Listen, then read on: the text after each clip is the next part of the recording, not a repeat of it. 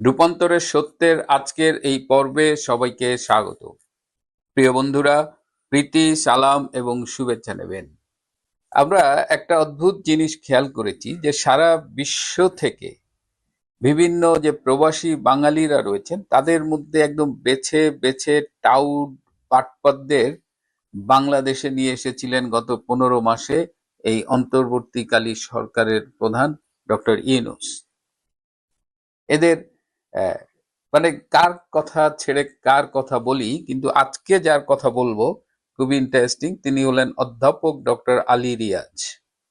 ইনি আমেরিকার একটা বিশ্ববিদ্যালয়ের অধ্যাপক, কিন্তু তার চেয়েও তার বেশি পরিচয় বাংলাদেশে একজন বুদ্ধিজীবী হিসেবে, একজন কলাম লেখক হিসেবে, একজন আলোচক হিসেবে।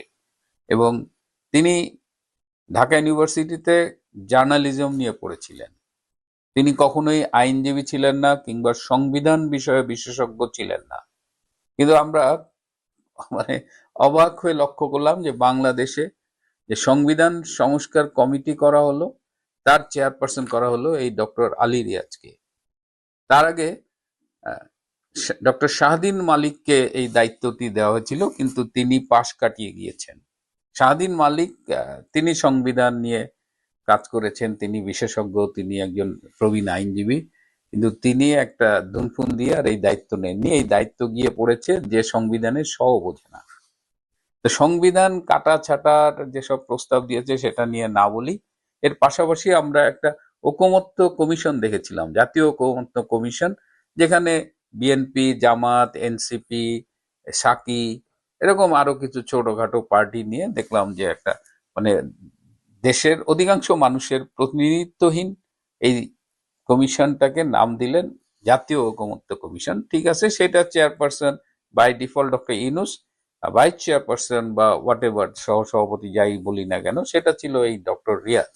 তিনি প্রায় 8 মাস ধরে এই বিভিন্ন পার্টির সাথে মিটিং করেছেন এবং আমি খুব অবাক হয়ে গেছি যে আলী রিয়াজের মতো একটা টাউট বাটপারের ডাকে বিএনপির মতো একটা দল এবং বিএনপির সিনিয়র নেতারা এবং আরো বেশ কিছু সিনিয়র নেতারা, মানে এই যে কমিউনিস্ট পার্টি টাটি যখনই দেখেছে একেবারে তু তু তু অমনি তারা ছুটে চলে গেছে।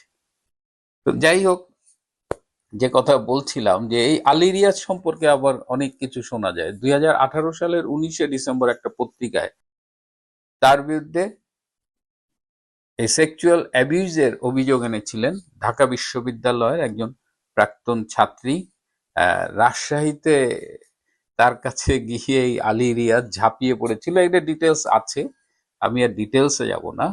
এরপরে তিনি নাকি কিছুদিন ইংল্যান্ডে ছিলেন, সেখানেও বিবিসিতে কর্মরত একজন জনপ্রিয় তরুণী এবং তিনি সংস্কৃতি কর্মীও, তার সাথেও তিনি পরকীয়ার সম্পর্ক গড়ে তোলেন এবং সেই তরুণীকে তিনি অনেক আশা ভরসা দেন বিয়ে করবেন, কিন্তু আলটিমেটলি সেটা তিনি করেননি। তিনি ইউএস এর ভিসা পেয়ে নাকি ইউএসএ তে চলে গিয়েছিলেন। পরবর্তীতে শোনা যায় যে সেই তরুণী মানসিকভাবে এতটাই ভেঙে পড়েন এবং তিনি পরবর্তীতে মারা যান। তো আমেরিকায় গিয়ে তিনি যেটা করেছেন যে তিনি আমেরিকান ডিপ স্টেটের সাথে একটা সম্পর্ক গড়ে তোলেন এবং 2010 সাল থেকে বাংলাদেশে নিয়মিত তিনি প্রথম আলো এবং ডেইলি স্টারে কলাম লিখতেন এবং তার সব কলামের একটাই টার্গেট ছিল যে শেখ হাসিনা সরকারের সমালোচনা করা। তিনি চ্যানেল আইয়ের খুব পছন্দের একজন বুদ্ধিজীবী ছিলেন। চ্যানেল আই তাকে খুব প্রমোট করত।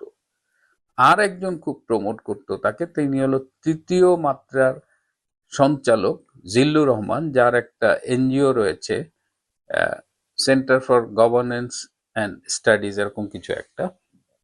এই সংস্থার নামে সোনার গায়ে এবং বিভিন্ন 5 স্টার হোটেলে বা খুব এক্সপেন্সিভ ভেন্যুতে সরকার বিরোধী সেমিনার করা হতো এবং এইসব সেমিনারে একটা প্রায় রেগুলার মুখ ছিল এই ডক্টর আলী রিয়াজ, তাকে আমেরিকা থেকে নিয়ে আসতেন।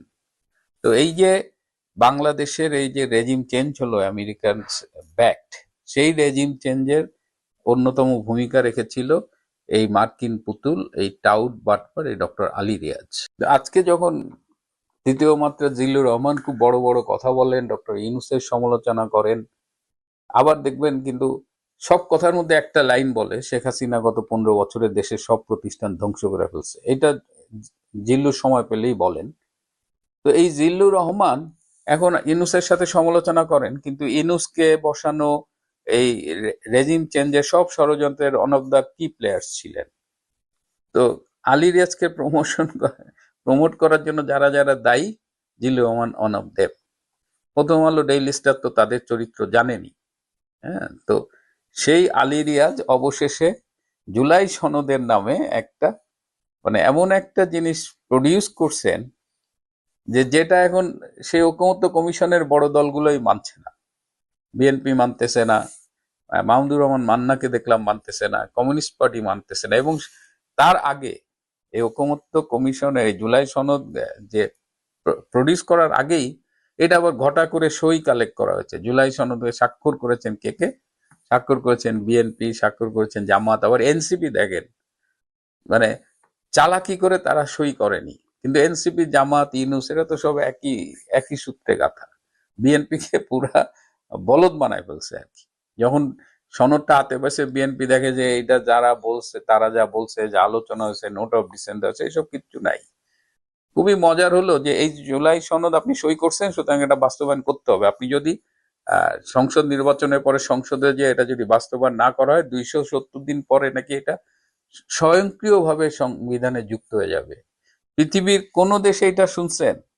তো আজকে আলী রিয়াজকে নিয়ে এত কথা বলবার কারণ হলো যে আজকে সকালে ঘুম থেকে উঠে দেখলাম ফেসবুকে একদম আহ, ছয়লাভ হয়ে গেছে যে একটা ছবি আসছে, বিজনেস ক্লাসে বসে আছে, আর একটা এয়ার রুটের ছবি দেওয়া, যে আলী রিয়াজ গতকাল রাত 3টায় কাতার এয়ারলাইন্সে বাংলাদেশ ছেড়ে চলে গেছে।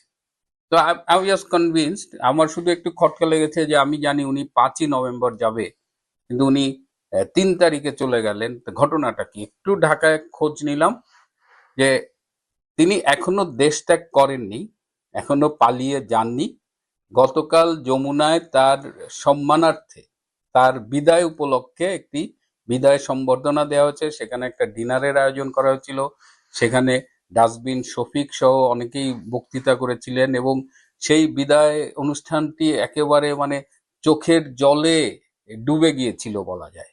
মানে সেখানে সবাই কেঁদে এক ধরনের চোখের জলে এই আলী রিয়াজকে বিদায় দিয়েছে।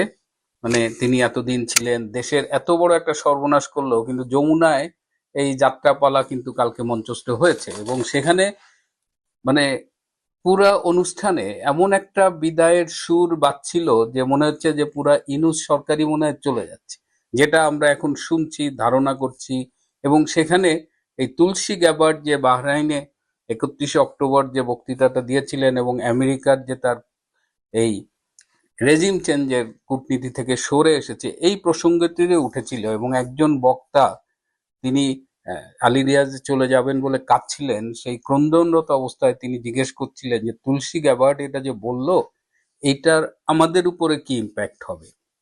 এবং যেটা কালকে আমার সোর্স ওখানে ছিল, এবং তারা বলছে যে অনেকের মধ্যে এক ধরনের ভীতি কাজ করছে যে কখন চলে যেতে হয়, কখন পালাতে হয়। এবং কেউ কেউ বলেছেন যে আলী রিয়াজ ভাগ্যবান যে যে কোনো একটা পরিবর্তনের আগেই সে পালিয়ে যেতে পারছে। আজকে আলী রিয়াজের সম্মানার্থে আরেকটি ডিনার দিয়েছেন আরেক সংস্কার কমিশনের। তিনি আবার অন্য একটা কমিশনের চেয়ারম্যান, তিনিও মার্কিন নাগরিক, এবং তাকে আপনারা সবাই চেনেন, ডিপ স্টেটের এই ষড়যন্ত্রের সাথে গভীরভাবে জড়িত ছিল। তার বাসায় আজকে এই আলী রিয়াজের ডিনার ইনভাইটেশন আছে।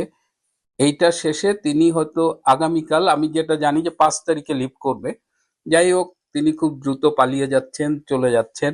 এবং তিনি প্রেস উইংকে বলেছেন তার প্রস্থানের ব্যাপারে যেন কোনো নিউজ না করা হয়।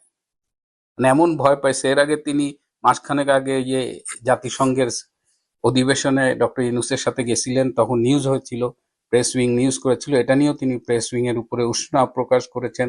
তিনি আসলে পালিয়ে যেতে চান, নীরবে গোপনে পালাতে চান, তিনি সংবাদ মাধ্যমে জানিয়ে যেতে চান না।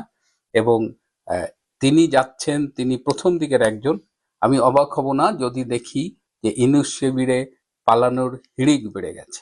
প্রিয় বন্ধুরা, আজ এ পর্যন্তই। ভালো থাকবেন, সুস্থ থাকবেন। তার চেয়েও জরুরি হলো